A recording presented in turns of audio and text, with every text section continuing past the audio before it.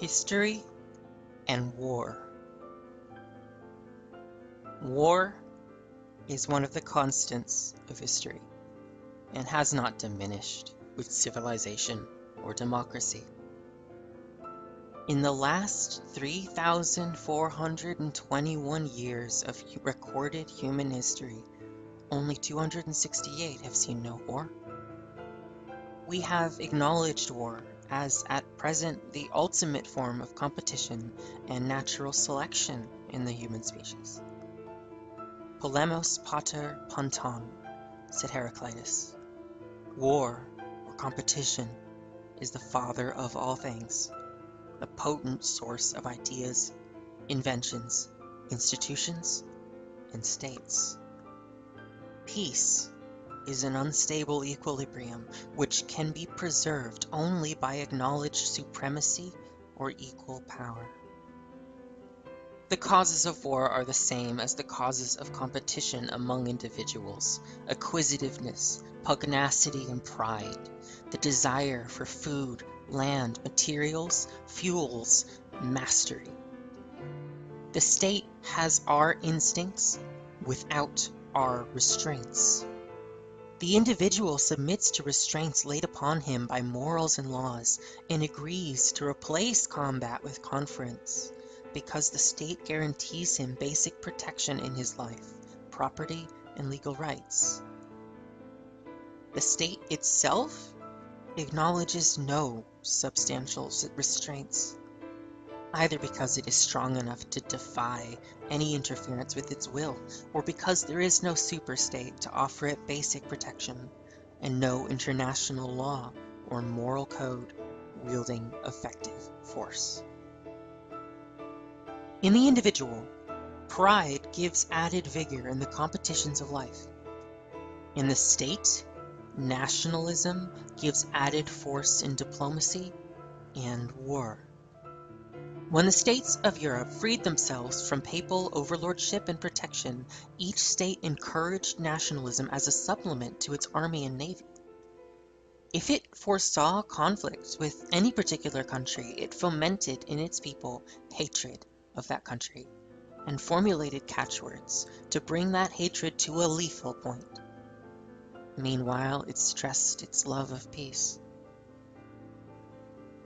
This conscription of the soul to international phobia occurred only in the most elemental conflicts, and was seldom resorted to in Europe between the religious wars of the 16th century and the wars of the French Revolution. During that period, the peoples of conflicting states were allowed to respect one another's achievements in civilization. Englishmen traveled safely in France, while France was at war with England, and the French and Frederick the Great continued to admire each other while they fought each other in the 7 Years' War. In the 17th and 18th centuries, war was a contest of aristocracies rather than of peoples. In the 20th century, the improvement of communication, transport, weapons, and means of indoctrination made war a struggle of peoples, involving citizens and civilians, as well as combatants, in winning victory through the wholesale destruction of property and life. One war can now destroy the labor of centuries in building cities, creating art, and developing habits of civilization.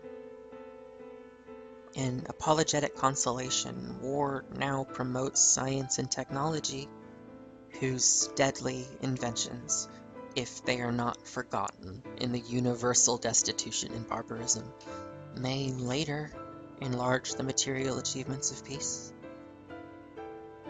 In every century, the generals and the rulers, with rare exceptions like Ashoka and Augustus, have smiled at the philosopher's timid dislike of war. In the military interpretation of history, war is the final arbiter and is accepted as natural and necessary by all but cowards and simpletons. What but the victory of Charles Martel at Tours, 732, kept France and Spain from becoming Mohammedan? What would have happened to our classic heritage if it had not been protected by arms against Mongol and Tatar invasions? We laugh at generals who die in bed, forgetting that they are more valuable alive than dead. But we build statues to them when they turn back a Hitler or a Genghis Khan. It is pitiful, says the general, that so many young men die in battle, but more of them die in automobile accidents than in war. And many of them riot and rot for lack of discipline.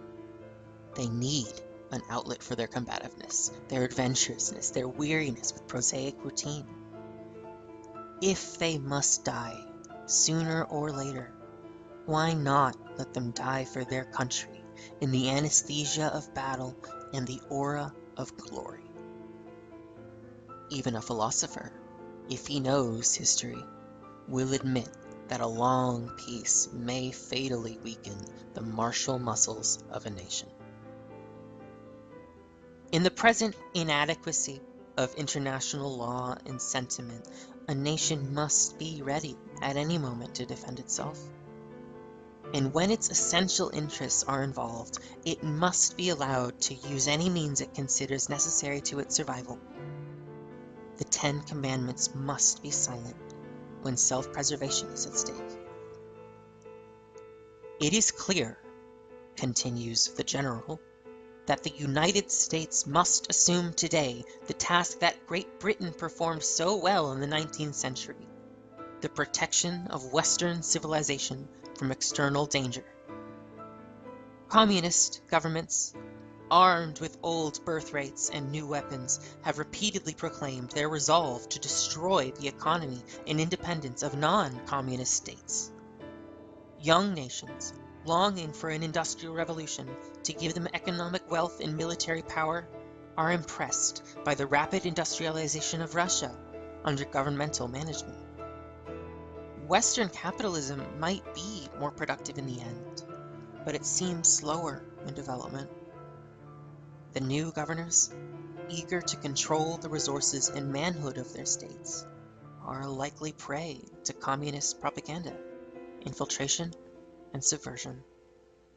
Unless this spreading process is halted, it is only a matter of time before nearly all Asia, Africa, and South America will be under communist leadership, and Australia, New Zealand, North America, and Western Europe will be surrounded by enemies on every side.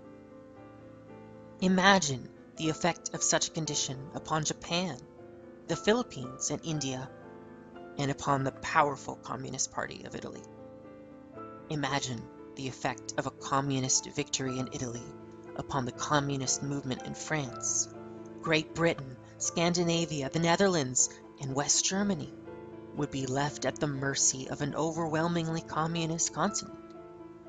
Should North America, now at the height of its power, accept such a future as inevitable, withdraw within its frontiers, and let itself be encircled by hostile states, controlling its access to materials and markets, and compelling it, like any besieged people, to imitate its enemies and establish governmental dictatorship over every phase of its once free and stimulating life? Should the leaders of America consider only the reluctance of this Epicurean generation to face so great an issue, or should they consider also what future generations of Americans would wish that these leaders had done? Is it not wiser to resist at once, to carry the war to the enemy, to fight on foreign soil, to sacrifice, if it need be, 100,000 American lives, and perhaps 1,000,000 non-combatants, but to leave America free to live its own life in security and freedom? Is not such a far-sighted policy fully in accord with the lessons of history? The philosopher answers, yes, and the devastating results will be in accord with history, except that they will be multiplied in proportion to the increased number and mobility of the engaged forces and the unparalleled destructiveness of the weapons used. But there is something greater than history. Somewhere, sometime, in the name of humanity, we must challenge 1,000 evil precedents and dare to apply the golden rule to nations, as the Buddhist king Ashoka did 262 BC. Or at least do what Augustus did when he bade Tiberius desist from further invasion of Germany, AD 9. Let us refuse, at whatever cost to ourselves, to make 100 Hiroshimas in China. Magnanimity in politics, said Edmund Burke, is not seldom the truest wisdom, and a great empire and little minds go ill together. Imagine an American president saying to the leaders of China and Russia, quote, "If we should follow the usual course of history, we should make war upon you, for fear of what you may do a generation hence. Or we should follow the dismal precedent of the Holy Alliance of 1815, and dedicate our wealth and our soundest youth to suppressing any revolts against the existing order anywhere. But we are willing to try a new approach. We respect your peoples and your civilizations as among the most creative in history. We shall try to understand your feelings and your desire to develop your own institutions without fear of attack. We must not allow our mutual fears to lead us into war, for the unparalleled murderousness of our weapons and yours brings into the situation an element unfamiliar to history. We propose to send representatives to join with yours in a persistent conference for the adjustment of our differences, the cessation of hostilities and subversion, and the reduction of our armaments. Wherever outside our borders we may find ourselves competing with you for the allegiance of a people, we are willing to submit to a full and fair election of the population concerned. Let us open our doors to each other and organize cultural exchanges that will promote mutual appreciation and understanding. We are not afraid that your economic system will displace ours, nor need you fear that ours will displace yours. We believe that each system will learn from the other and be able to live with it in cooperation and peace. Perhaps each of us, while maintaining adequate defenses, can arrange non-aggression and non-subversion pacts with other states. And from these accords, a world order may take form within which each nation will remain sovereign and unique, limited only by agreements freely signed. We ask you to join us in this defiance of history, this resolve to extend courtesy and civilization to the relations among states. We pledge our honor before all mankind to enter into this venture in full sincerity and trust. If we lose in the historic gamble, the results could not be worse than those we may expect from a continuation of traditional policies. If you and we succeed, we shall merit a place for centuries to come in the grateful memory of mankind. The general smiles. Quote, "You have forgotten all the lessons of history," he says, "and all that the nature of man prescribes. Some conflicts are too fundamental to be resolved by negotiation.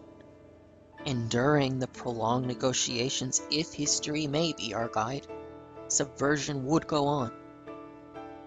A world order will come not by a gentleman's agreement, but through so decisive a victory by one of the great powers that it will be able to dictate and enforce international law, as Rome did from Augustus to Aurelius. Such interludes of widespread peace are unnatural and exceptional. They will soon be ended by changes in the distribution of military power. You have told us that man is a competitive animal, that his states must be like himself, and that natural selection now operates on an international plane. States will unite in basic cooperation only when they are in common attack from without. Perhaps we are now restlessly moving toward that higher plateau of competition. We may make contact with ambitious species on other planets or stars, and soon thereafter there will be interplanetary war.